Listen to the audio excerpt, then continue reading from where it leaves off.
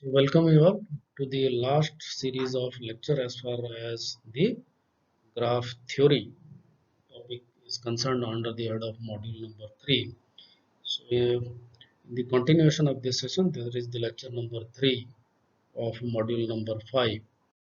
And today, as per our the discussion, as we conclude in the last two lectures, today we are going to use the graph theory approach to solve the network problem. So here we consider some couple of uh, different kind of assignments in respect to the electrical networks or the electronic networks, you can say, to deal with the dependent variables or the particular type of responses, to identify the particular type of responses by constructing the graph of a given electrical assigned electrical network or electronic network to identify that particular solution. So we are going to ultimately use the network topology approach. So under the head of this network topology approach, so say for example, we consider this inductive bridge, okay, this reactive bridge rather I can say, which is a combination of two face-to-face value, front face value, okay, of inductive element and the capacitive elements. As you can see that two inductive elements, the L1, L2 are front facing. Similarly, the two capacitive elements C1, C2 are also front facing. And obviously, whenever the bridge will be in balance condition to satisfy the requirement of balanced bridging condition, the product of L1 L2 should be equal to C1 into C2. The ratio of L1 by C1 should be equal to C2 by L2. Okay, you have a load is a resistive load and the voltage source is given. Now let us assume that to the voltage drop across the capacitor C1. That is our objective, is to find it out. And this time we are not going to use our classical mathematical modeling approach, that is using KVL, KCL or the time domain response analysis. Rather here we are going to use the graphical approach, graph theory approach to identify the solution. So here we goes. As you can see that in this particular demonstration, there are four nodes. Let's say that is A, B, C, D, okay, or the node number I would say 1, 2, 3, 4, and then there are 5, or in fact 6 elements. So I would be saying that, let's say that is the node number 1 and 2 are connected. So this L1 is going to replace by a particular branch C. Similarly, the 2 and this node is going to replace by a branch B. This part is going to replace by a branch E. This part is replaced going to C2 is replaced by the branch D. Source is replaced by the branch A, and R1 is replaced by the branch F. You can have your own nomenclature.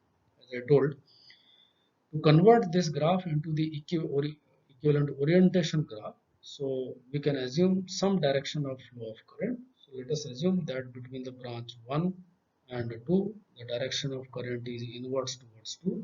Between 2 and 3, the direction of current is towards 3. Between 3 and north, the direction of current is from 3 to north.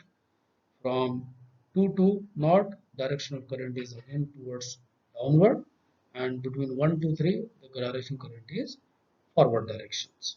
Okay, from top to down. And the as far as A is concerned, it is going to establish the cycle, complete cycle, and therefore here I am assuming that the direction current is from 0, that is not to 1, in the reverse direction. Okay, so this is the standard tree you got. Remember that uh, you, as I've been told you in the first lecture, that there are many ways to construct a tree of a given graph or oriented graph, and there are the number of possibilities, that there are how many ways we can prepare or we can construct a tree of a given graph. So there is a mathematics behind it, which you can use determinant of reduced order matrix and product of transpose of the reduced order matrix, and using that you will be able to find out the total number of possibility of the tree. But then how do you know that which particular tree is the best in consideration? So there is no such standard requirement, but it depends then what is your end objective. So for example, in this problem, our objective is to find out the value of voltage drop across the capacitor C1. And if it is so, in that case, I need to consider a tree in such a way that the branch number B, which is used to participate the node 0 and 2, that are 2 or O, so it should be a part of your oriented tree. Okay, while we consider the links, okay, that is the removed or the missing part of the branches of the tree which can be used to construct the complete construction of graph. So as you can see in this demonstration, to convert into a tree, obviously there should not be any closed loop.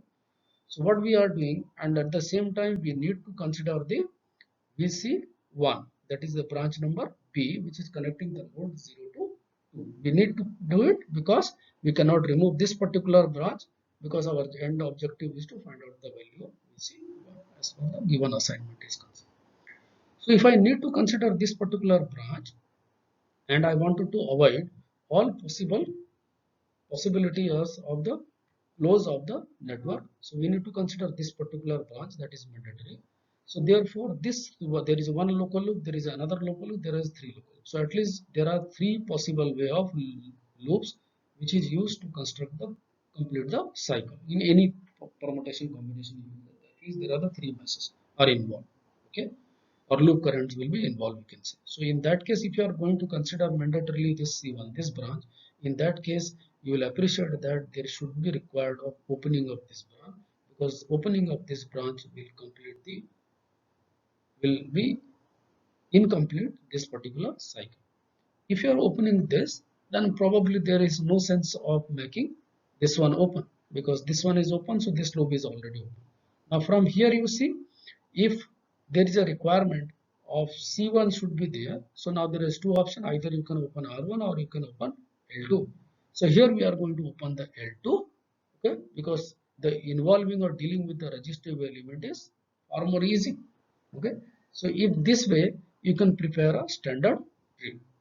So remember what is the bottom line whenever you are going to establish the rules for the construction of a tree or the network topology, that if your dependent variable, okay, as you can appreciate over here, that is a possibility of the tree, okay, and with here we using the node pair approach, we are going to construct the equations, okay. So now as you can see over here, okay, using the cut set method, now you can see over here that if the variable is a capacitor voltage, like in this particular problem, so the advice is that you always identify a cut set, okay, matrix. You always construct a basic cut set matrix containing that particular capacitor. That is the bottom line, because you have to contain that particular capacitor. Reason is that that is a variable under the measurement. Similarly, if the variable is an inductor current rather than the capacitor voltage, then always use the KVL approach to identify the branch that containing that particular inductor, and then you construct the tree. Okay, so if there is a variable is an inductor, construct the KVL, that is your approach for the die set analysis. And if the variable is a capacitor voltage, then apply the KCL, that is nodal analysis, or that is the construct the cut set matrix, okay, approach or to identify the values of the unknown variable, or either rather you can say that the dependent variable. So if you see here, the state variables are how many? That is the VC1, voltage drop across the capacitor C1, voltage drop across the capacitor C2, okay, current passing through the inductor L1, IL1, let us say I am assuming here, and current passing through the inductor L2, that is IL2. Can we write a branch equation across the considering the node number 2? So if you are going to consider that, let me say that IB is positive, IF is also positive, but the direction of IC is negative, okay, from the assumed direction. So it is IB plus IF minus IC is equal to 0. Now can you help me to calculate the value of IB? Yes, IB is the actually branch current which is relating the voltage drop across the capacitor C1. So IB is equal to nothing, but in this case it is actually C1 dV1 Vc by dt. So Vc1 is subscript is indicating the voltage drop across the capacitor. Okay. Similarly, IF is the amount of current that pass through the resistive element or the resistive load here you say. So it is your VF by R. We can say. Okay. Similarly, the IC is nothing but is the current passed through the inductor L1. So it is IL1. Okay. So that's how we can write down your you can say that your KVL equations.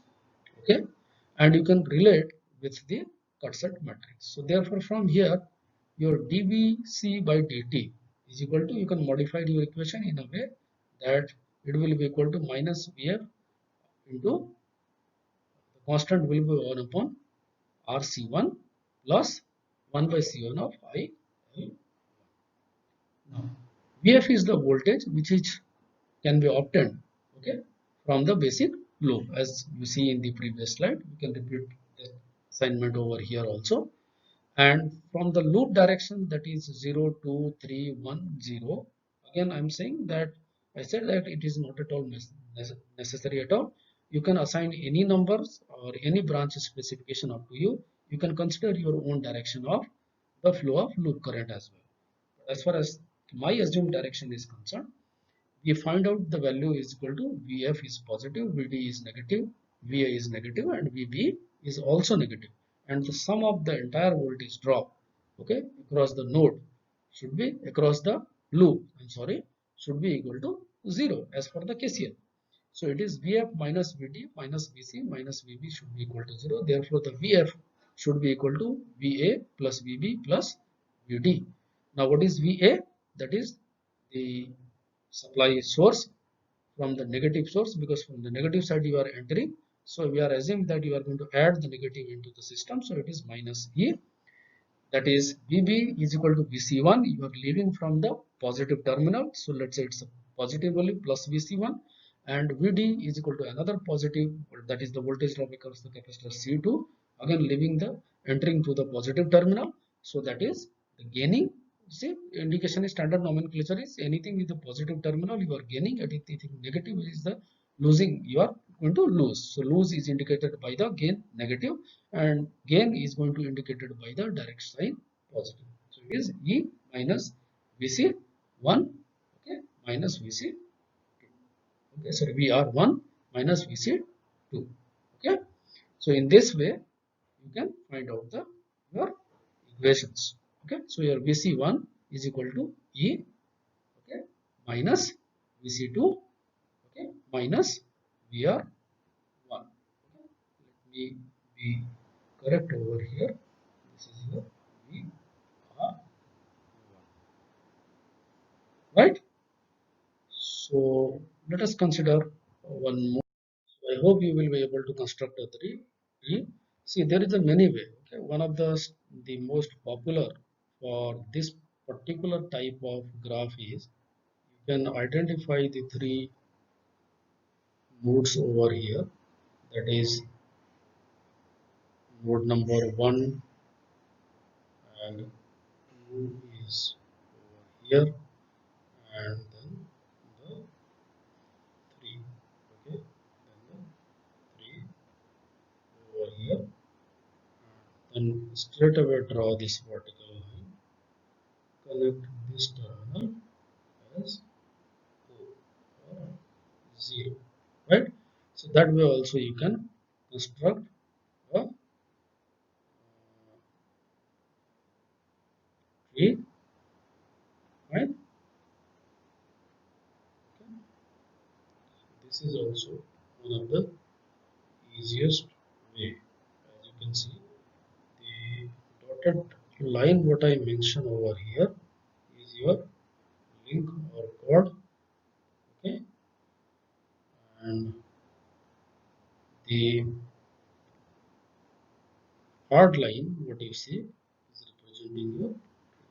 So that is one of the very popular way, but I insist you there are many way you can find out with the help of the standard formula to go ahead with this, because this particular tree combination, as far as this problem is concerned, because your job is to find out the value of L1, inductor current, voltage drop across C1 and C2.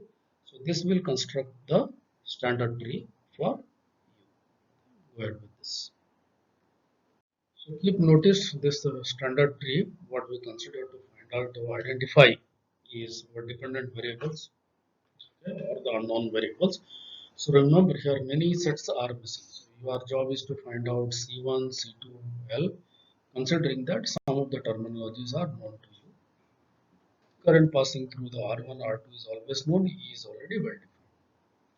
So the approach is, as far as to identify a particular variable is concerned or state variables is concerned. See, that's how you can relate the state variables with the graph theory. Though you talk about this again in the advanced semesters or subjects like signals and systems, and in the control system, digital control system at the later stage.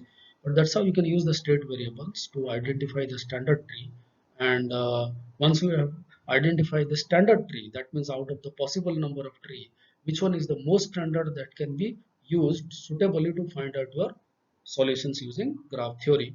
Once you have done that, identify the standard tree, then they apply the advanced technique of the tree to evaluate the particular variable under the measurement, or the unknown quantity under the measurement.